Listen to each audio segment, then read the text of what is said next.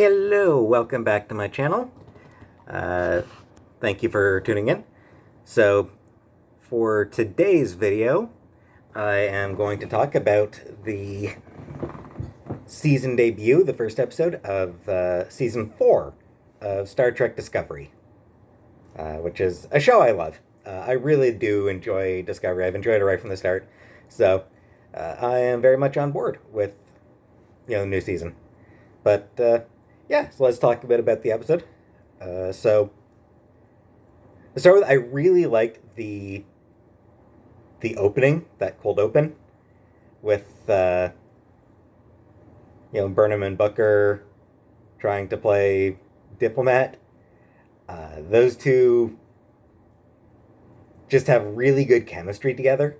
They play off each other really well. And in a way that's kind of unexpected, with Booker trying to be the voice of reason and Burnham being a little bit reckless and also weirdly excited about getting shot at. It's I always like when Burnham's love of science just sort of completely overrides really any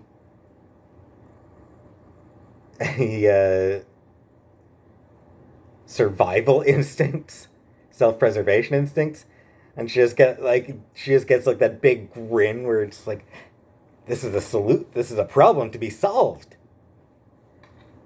even while she's getting shot at.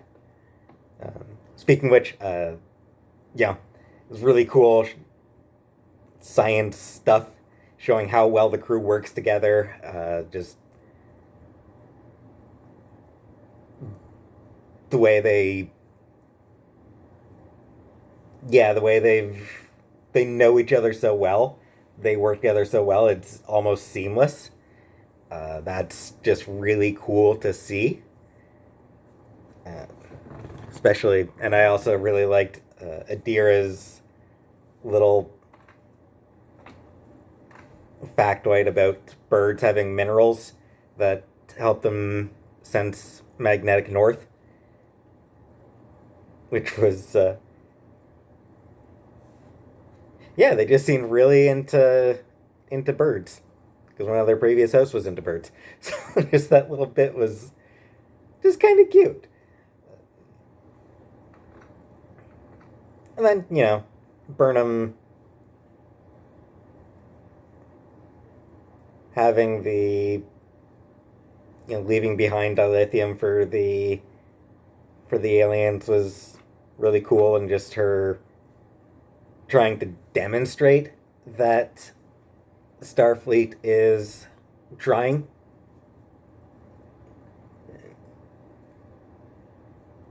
Because she's always believed in... Because she's a big believer in the ideals of Starfleet. So it's, I always like seeing that side of her. I really like the snark of those initial aliens when they were talking to Burnham and like cutting her off and things are different, and it's like, and things are different now. We can trust Starfleet now. Just sort of predicting what Burnham might have said, and showing how predictable anything she could have said was. I like that. And, of course, she's a queen.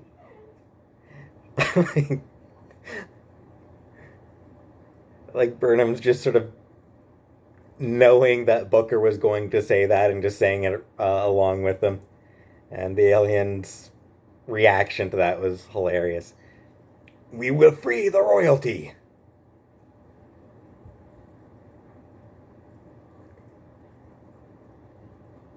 Yeah. And then they would end up worshiping Grudge, because she is a queen. So anyway, that entire opening was Just so much fun. So good, so fun. Just absolutely delightful. Um, and then, gets into the episode proper. Like the optimism of Starfleet Academy being reopened. Um, Burnham's speech to the new cadets was really nice. The president's speech was pretty cool. She seems really interesting. She's got a little bit of an edge to her that's interesting to see. That scene of Booker with his family was really nice. It was just a very sweet scene, showing a little bit of his background and everything, and showing that he's reconnected with his family and his people. It's just really nice to see that sort of thing. Situation with out of control space station is pretty cool idea. And then Nallus, the guy in charge, he was I liked him. He was taking responsibility for the station and the crew, and wanted to make sure if anything went wrong, it would be on on him rather than on anyone else. It's he seemed pretty cool. I kind of liked him. He was a pretty nice guy. And then Adira's excitement about the away mission, about going on an away mission, was adorable. Just the way they just turned into just a total blabbermouth until they had to tell themselves to stop talking. That was adorable. I like Adira. They're so good. The new haircut is pretty cool. It's a nice haircut they've got. The Buzz. It looks good on them. I am really impatient for Gray to get a body again, because he's cool. He's a good character, but as it is, he's sort of not someone who gets to do anything really for right now. So I am impatient for him to get a body. I want him to get a body soon, so that he can actually start taking part in the stories,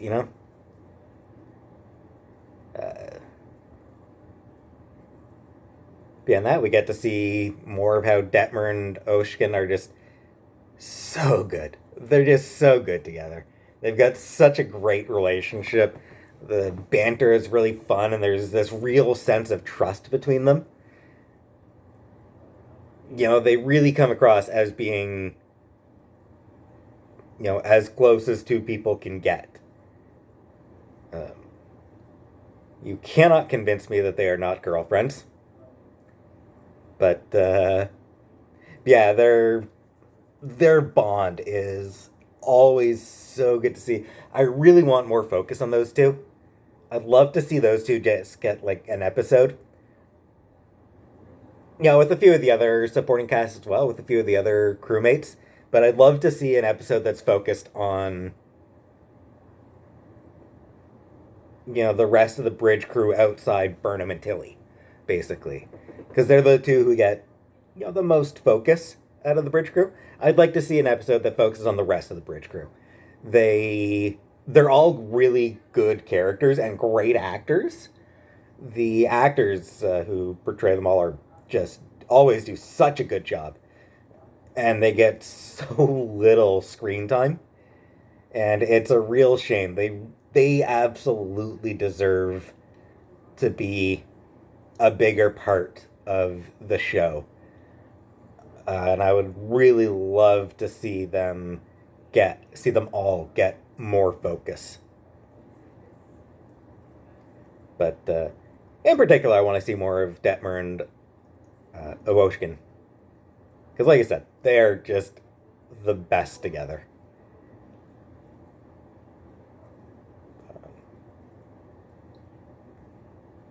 I like the president's analysis of Burnham. That was really interesting analysis, and describing her, and the bit about there being a thin line between a pendulum and a wrecking ball, and Michael and Burnham just being like, "Well, that's a pretty harsh analogy."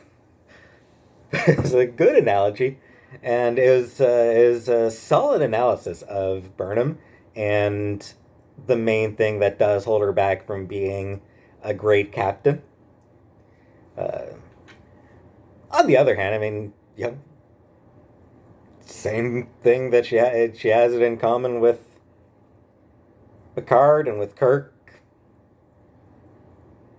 So, she's definitely in good company with her utter refusal to let people die if there's anything at all that can be done to save them. So I do get the president's point though that sometimes a captain has to make tough choice of sacrificing the few to save the many. But I also get Burnham's refusal to bow to the arithmetic of death. It is probably why Burnham isn't necessarily the best choice for a captain, but yeah, it's it's a good trait for her to have, for sure. Saru's scenes throughout the episode were really nice. Nice seeing him back on his home planet, and cool to see that his people in the Baul are cooperating now. They live apparently uh, in a mutually beneficial relationship now. Um, the Baul are still freaky looking. I like that. They're cool. They've got such a cool freaky design. I like it. I'm not thrilled about the way the episode ended. It felt cruel and felt too extreme. I'm hoping that there's going to be, some sort of merciful aspect to it, that there's going to be, that it's not going to be as bad as it seemed. But, yeah, it's just, won't spoil the ending, but it's kind of ending that I'm never really thrilled about seeing happen. Beyond that, the special effects remain top notch. It's a gorgeous looking show. Always has been. They do, continues Star Trek's history of trying to be sort of at the cutting edge of visuals. Uh, but yeah, it's the show always looks fantastic. So no changes there. So that's still good.